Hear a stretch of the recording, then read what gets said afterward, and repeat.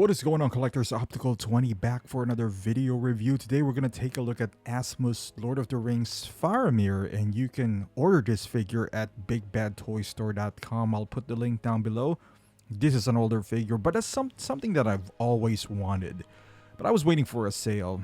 Never came in, but I was so inspired this past couple of Asmus figures that I got, so I was just like, you know what, I'm going to jump into it. 488, so it is numbered. I'm surprised it wasn't 101. However, look at this. I mean, this is the exclusive version with the bow. Exclusively if you get it from Asmus website. Not a big deal, honestly, because he doesn't even have a hand to do the bow. But in general, I was making fun of this figure back then because he looks like the prince from Shrek.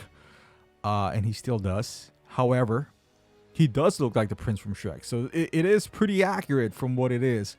Sword is beautiful. It's die cast. It does come with everything that you need it for. You know, like you can see the head here. I even call him Triple H and all that stuff. You know, you got some arrows. You got the arrow barrel in here, the quiver, which it does have like a pouch where you insert those arrows as well. He does have this tunic kind of thing. I think he wore this like after the ceremony or so. He got an instruction manual and everything that comes with it. A few hands. Hands is a couple of hands too few in my opinion. And I do get it because the bow is an exclusive version. However, you gotta put some bow using finger in here. It doesn't. You see fisted and just kind of sword holding hand or a bow holding hand. Nothing really like Legolas. Now the belt is kind of like this thick leather-ish material. I'm not a big fan of it because I feel like this is just gonna peel and just gonna deteriorate over time. I'd rather have them, and it might be the accurate look, but you gotta think about longevity as well. So I'd rather have it rubber, honestly. You can see the sword right there. It is a beautiful die cast, has some weight to it. It's nice. That's the thing.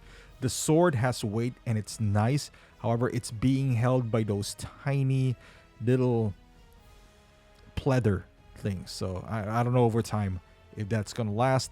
And this is tunic, nicely done as well. And even his hood right there, it's nice and thin fabric that drapes really well.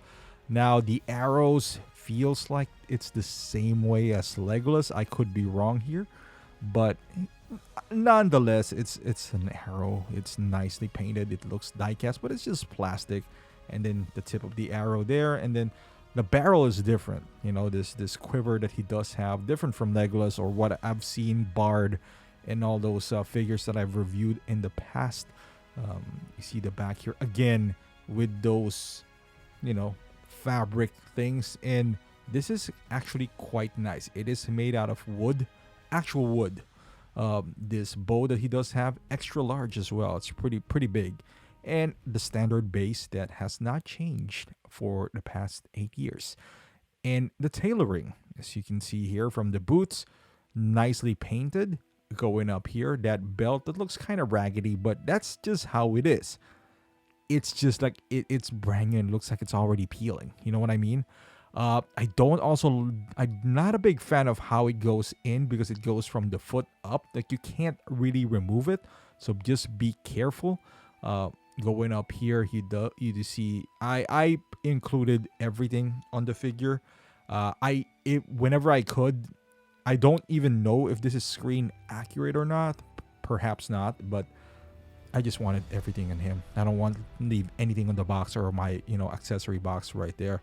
I know he does not have that tunic for sure, but he does have the hood. You see the boots right there, nicely weathered. I know what you're going to say. Not split cut. No ankle articulation. This is an older figure though. Just keep that in mind. I just picked it up. It's brand new for me, but it is older. I think they got away from that because my Legolas does not have that. Gandalf, one piece. However, the boots is not plastic, so that's beautiful. So you can see right there his arrow barrel or his quiver. extends, like it is really tall. It is confusing at first because you've seen some reviewers get this on the other side of the shoulder. But if you watch the movie, which I did again, it does have a hole where you're supposed to input, kind of slot in one of the end of this quiver. And again, I'm not a big fan of this leather things. Not a big fan. Just go rubber route. It is gonna deteriorate. I'm telling you right now. My Aragorn did, so you see his gauntlet there. Nicely done. This is the sword. I'm gonna have him hold the sword because I feel like this thing's right here over time, the sword has some weight to it. So the less weight I put into those things, the less stress it would have, meaning the longer it would last. If you're in an Asian country, which I came from, and it's humid there, I don't know. You gotta protect that thing. Head sculpt wise, I made fun of this back then, but you can see right here from this transition, it is actually pretty good. I take my word back from it. It is pretty good. Still looks like Triple H. Still looks like the guy from Shrek, but they can't help it. Faramir just looks like that guy. The hair, I like the way it waves. It doesn't necessarily need for this to be rooted hair, just because of how it's constructed. Like it doesn't flow or anything like that, but I do like the fact that they were able to capture the waviness of his hair, if that makes any sense. He's more of a redhead. They capture that perfectly. On the film, the thing that you might see this right away is you feel like that the face is too smooth, but watching the film again, unless they go intense close up into 4K, you can't really, there's not a whole lot of texture in his face. He does have like a little bit of shadow. I don't know if you can see it from his jawline, but he does have that. But because it's red, it's harder to see his 5 o'clock shadow on his beard. It's more pronounced on his stash, but I think they captured it, nicely. I'm not a big fan of that line though from the hair, but that's pretty much about it. Articulation, because of the hair, you can move him down, and moving up, it is gonna hit the back end. So, and the torso here is made of this soft kind of, I don't know, leather plastic thing. Ratcheted joints on the shoulders. Never broke one of these before. The body is pretty solid. It could do a lot of, the thing too is this is like harder plastic, so you can't really give him that butterfly joint. Like if you want to make him clap his hand or something, that's not gonna work. That's one of the I guess restriction of this figure. Double bended on the shoulders, elbows as well, also on the knees. Most of his outfit is fabric. You are gonna, that torso right there is giving you some problems as well, if you have him sit down, but you won't do that anyway. But yeah, that's the only, I would say, articulation things that you are gonna run into. And the neck, but if you have some bend on the elbows or shoulders or torso, whatever the case is. But that's pretty much it. Let's do some poses here before we wrap this thing up. This is Osselgrid. I can't even pronounce that, but he is pretty poseable, I can tell you that. The one thing is the hands. If you want him to hold the bow, there's no arrow holding hand. That's the only thing. But as far as he didn't really do use it that much, but he still has that presence though. I do like that as he put his hood on, and he does have that ranger feel. Remember when the ambush that they did with those huge elephants or whatever you want to call them? That's one of those cool moments. That thing too, that I don't even know if that's film accurate. Maybe that leather thing that's just hanging from his quiver, I don't know if that's accurate per se, but it's there. And I'm not a fan of how you loop that, but it is what it is. And here he is. I guess on the extended version, he does have a scene with Boromir. Not in this outfit though, but the brothers gotta fix Boromir's hair, man. There you go. But they do look good together. I like the way they paired up. I am pretty much almost done. I still have a few figures from Asmus. I mean, some of them they haven't even released yet, but I'm getting closer and closer to completing my line from this Lord of the Rings. And you can see him, the height difference between him and Frodo when he captured him.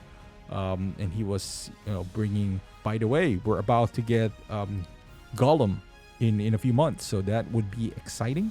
And here he is with Frodo, like I mentioned earlier, beautiful pair, and nice to display. And my final thoughts on this guy, it's not that bad. The price is $200. It's a nice figure, especially if you. I don't see this for everyone because Faramir is not that. He's not one of the main characters, but if you're a fan, he's one of those characters that you would love if you just like the lore, right? And I do. I love Lord of the Rings, anything Lord of the Rings. So I got him, especially when you watch the film again and you just have an attachment with him. Eomir, those are the characters that they're not main points of the story, but you still acknowledge them. And that's how I felt about Faramir. The rising price of 1/6 right now, he is on the lower side of that. So if you're planning to get him, I would suggest you do so, because this is something that they might not even tackle. Or if you're waiting for an in-art, this is one of those figures that I don't see Queen Studios are doing. They're probably going to do the main characters, but not this one. At his price point, you can justify that. He's like $200 at Big Bad, $4 shipping and all that stuff. It's not bad at all. The figure is pretty good as it is, and if you're a fan, I would say go ahead and get it. Thank you for watching, guys. Hopefully you do like this video. Let me know in the comments how you feel about this, or Lord of the Rings in general, or in art. I just want to hear your thoughts. Thank you for watching. Subscribe to the channel, and I'll see you guys in the next video.